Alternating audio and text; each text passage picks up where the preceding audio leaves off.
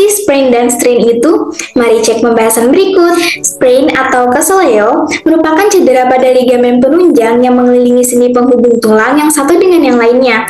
Biasanya terjadi pada pergelangan kaki, pergelangan tangan, dan ibu jari. Sprain terdiri dari sprain akut dan sprain kronis. Sprain akut terjadi segera setelah otot digunakan atau ditekan secara berlebihan, sedangkan sprain kronis disebabkan oleh penggunaan otot secara berlebihan dan berulang-ulang. Lalu, apa sih penyebab sprain? Sprain sendiri bisa disebabkan oleh jatuh, terpelintir, atau tekanan pada tubuh yang menyebabkan sendi bergeser sehingga terjadi cedera ligamen. Sprain sendiri terbagi menjadi beberapa tingkatan, yaitu yang pertama terdapat first degree sprain atau sprain tingkat pertama. Pada cedera tingkatan ini menimbulkan rasa nyeri tekan, pembekakan, dan rasa sakit pada daerah yang cedera. Sprain tingkat 1 ditandai dengan adanya terdapat hematoma dalam ligamentum dan hanya beberapa serabut yang putus. Pada sprain tingkat 1 ini cukup ditangani dengan istirahat, karena cedera ini akan sembuh dengan sendirinya sehingga tidak diperlukan pertolongan atau pengobatan yang spesifik. Lalu terdapat second degree sprain atau sprain tingkat 2. Pada tingkat 2 ini, cedera yang dialami akan menimbulkan rasa sakit, nyeri tekan, pembekakan, efusi atau cairan yang keluar dan biasanya tidak dapat menggerakkan persendian tersebut. Hal ini menyebabkan diperlukannya tindakan embolisasi atau suatu tindakan yang diberikan agar bagian yang cedera tidak dapat digerakkan dengan cara balun tekan, spok maupun gips, dan biasanya istirahat selama 3-6 minggu. Secara spesifik, cedera tingkat 2 terjadi karena lebih banyak serabut ligamentum yang terputus, tetapi lebih separuh serabut ligamentum yang utuh. Terdapat third degree sprain atau sprain tingkat 3, yakni suatu kondisi seluruh ligamen putus sehingga kedua ujungnya terpisah. Hal ini berakibat pada munculnya rasa yang sakit pada persendian yang bersangkutan, terdapat darah dalam persendian, pembekakan, tidak dapat bergerak seperti biasa, hingga terdapat gerakan yang abnormal. Pada tingkat ini diperlukan pengobatan medis yang serius dengan penanganan oleh tim medis dan harus dibawa ke rumah sakit untuk melakukan tindakan operasi. Namun tetap penting untuk melakukan pemberian pertolongan pertama terlebih dahulu. Lalu terdapat tanda dan gejala dari sprain, yaitu yang pertama ada ekimosis atau lebam, yang kedua terdapat nyeri lokal, terutama saat menggerakkan sendi, dan ketiga mobilitas hilang, yang kemungkinan tidak sampai beberapa jam setelah cedera terjadi. Lalu yang keempat terdapat pembekakan.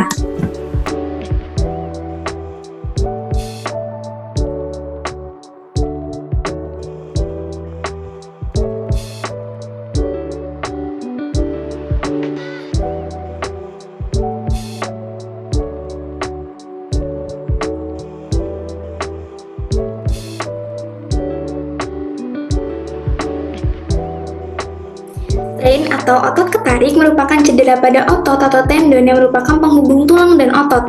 Biasanya terjadi pada tungkai atas dan punggung, seperti pada otot hamstring atau paha dan lumbar atau punggung bawah. Strain terbagi menjadi dua, yaitu strain akut dan strain kronis. Strain akut terjadi karena ketika otot terulur dan berkontraksi secara mendadak, sedangkan strain kronis terjadi secara berkala karena penggunaan berlebihan dan menghasilkan tendonitis. Strain sendiri bisa disebabkan oleh otot-otot tendon terpelintir atau mengalami tarikan, overstressing, dan mengangkat benda berat. Strain dapat terbagi menjadi 3 tingkatan, yaitu grade 1 atau tingkat 1, yakni merupakan kondisi inflamasi ringan dan tidak terdapat perobekan. Lalu tingkat 2 atau grade 2, yang berarti strain pada tingkat ini sudah terdapat kerusakan pada otot atau tendon, sehingga hal ini berpengaruh terhadap berkurangnya kekuatan otot. Dan grade 3 atau tingkat 3, strain pada tingkat ini memerlukan tindakan operasi atau bedah dan dilanjutkan dengan fisioterapi dan rehabilitasi. Hal ini dikarenakan pada tingkat ini terdapat kerobekan yang parah atau bahkan sampai putus sehingga diperlukan tindakan tersebut. Lalu terdapat tanda dan gejala strain, yaitu yang pertama nyeri tajam dan selintas, biasanya penderita mendengar bunyi keretakan. Lalu kedua pembengkakan cepat yang diikuti dengan rasa perih di otot atau strain akut, dan yang ketiga terdapat kaku nyeri dan perih tergeneralisasi yang muncul beberapa jam setelah cedera terjadi, yaitu terjadi pada strain kronis. Berikut pertolongan pertama pada strain dan sprain, yaitu dengan menggunakan metode RICE, Rest, Ice, Compression, dan Elevation. Rest, hentikan korban dari melakukan aktivitas sebelumnya dan istirahatkan dengan posisi nyaman. Lalu ice, kompres daerah yang terkilir dengan es yang dibalut kain atau es pack selama 15-20 menit setiap 2 jam.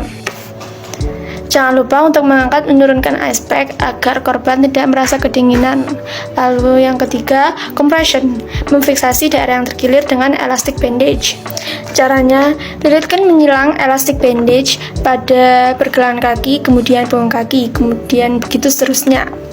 Yang terakhir, elevation, tinggikan bagian yang terkilir hingga lebih tinggi dari jantung, kira-kira 30 cm di atas jantung. Elevasi bisa menggunakan dengan barang-barang yang ada di sekitar, seperti tas, batu, atau sepatu di atas rumput. Lalu beberapa pengobatan dan pencegahan yang dapat dilakukan. Pengobatan atau pertolongan pertama yang dapat dilakukan adalah dengan PRICE, yaitu yang pertama, protect. Protect atau perlindungan merupakan hal pertama yang dapat dilakukan untuk melindungi daerah yang mengalami cedera. Jangan sampai terjadi luka lebih parah. Gunakan brace atau penyangga atau elastic bandage untuk melindungi area yang mengalami cedera. Pada kasus sprain, misalnya pada pergelangan kaki yang kesleo atau terkilir, lindungi pergelangan kaki dari cedera berulang dengan menggunakan sepatu yang nyaman. Lalu yang kedua, terdapat rest atau istirahat. Jika sudah mengalami cedera, sebaiknya menghentikan segala aktivitas yang menyebabkan cedera tersebut. Istirahatkan anggota tubuh yang bermasalah, serta gunakan alat bantu untuk mengistirahatkan bagian yang cedera. Pada kasus sprain, dapat digunakan tongkat untuk membantu berjalan sehingga mengurangi beban berlebihan pada pergelangan kaki yang mengalami sprain selama 2 hingga 3 hari setelah cedera. Lalu yang ketiga, terdapat ice atau pemberian es. Pemberian kompres dingin ini bertujuan untuk mengurangi radang pada area cedera, dikarenakan peradangan bersifat panas dan menimbulkan bengkak sehingga perlu pendinginan untuk mengurangi radang tersebut. Hindari penggunaan balsam karena akan semakin panas, sehingga sebaiknya tempelkan es yang telah dibalut plastik atau kain bersih tepat pada area cedera. Dapat juga menggunakan air dingin yang diletakkan pada botol kaca. Lakukan secara rutin 15-20 menit setiap 3 jam selama masa akut, yakni 49-72 jam. Pada kasus sprain, pemberian kompres dingin dapat diberikan selama 20 menit pada temperatur kurang lebih dari 12,7 derajat Celcius setiap 2 hingga 3 jam dalam 48 jam pertama. Lalu yang keempat, terdapat compression atau penekanan. Tindakan kompresi dengan perban dilakukan untuk mengurangi pembekakan. Metode menekan ini harus dilakukan dengan lembut pada bagian cedera, jangan diurut karena bagian sekitarnya akan mengalami trauma, dan jangan pula ditarik-tarik, cukup tekan dengan lembut dan perlahan. Lakukan balutan pada area yang cedera untuk mengurangi pembekakan. Dapat melakukan pembalutan menggunakan elastic bandage. Pada kasus sprain, kompresi dapat dilakukan selama 3 hari hingga beberapa minggu bergantung derajat keparahan sprain. Dapat mengkonsultasikan dengan dokter untuk mengetahui cara penggunaan perban dengan benar, dan jangan mengaplikasikan perban dengan terlalu ketat. Lepaskan perban saat hendak tidur, gunakan bantal untuk menopang pergelangan kaki di saat malam hari. Lalu yang terakhir, dapat elevation atau pengangkatan. Dalam kondisi ini, organ tubuh yang mengalami cedera harus diangkat dalam posisi yang lebih tinggi dari jantung agar bengkak yang muncul segera hilang.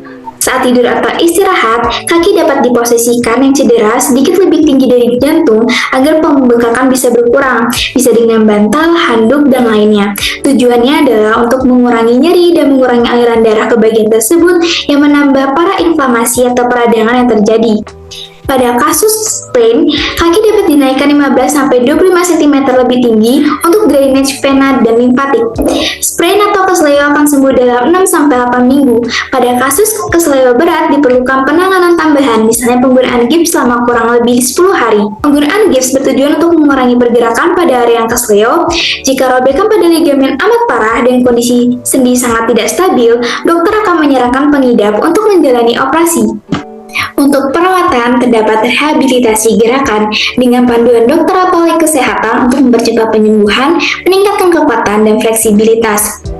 Salah satu contohnya adalah rehabilitasi pada ankle sprain rehabilitation exercise, yaitu terdapat towel stretch, standing call stretch, ankle active range of motion, standing solo stretch, resisted ankle dorsiflexion, dan resisted ankle plantar flexion.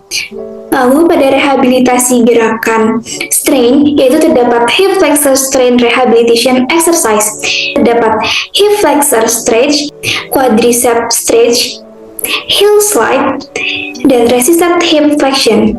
Yang kedua terdapat terapi elektro. Yang ketiga terdapat obat pengurang rasa sakit. yang dapat dikonsultasikan dengan dokter sebelum mengkonsumsi obat apapun, karena beberapa jenis obat dapat memperlambat proses penyembuhan kerusakan jaringan lunak. Lalu terdapat beberapa pencegahan yang dapat dilakukan, yaitu yang pertama menggunakan sepatu yang aman dan nyaman dalam segala aktivitas dengan ukuran tepat serta hindari pemakaian sepatu hak tinggi. Yang kedua, olahraga secara rutin tetapi tidak terlalu berlebihan. Jangan lupa untuk selalu melakukan pemanasan dan peregangan sebelum memulai olahraga. Yang ketiga, hindari duduk atau berdiri terlalu lama dengan sekali istirahat dan lakukan perenggangan. Yang keempat, hindari melakukan olahraga berat tanpa mengikuti latihan yang benar sebelumnya. Yang kelima, hati-hati jika berjalan di jalan yang basah dan licin. Yang keenam, penggunaan ankle tapping atau ankle brace sebelum berolahraga terutama bagi atlet.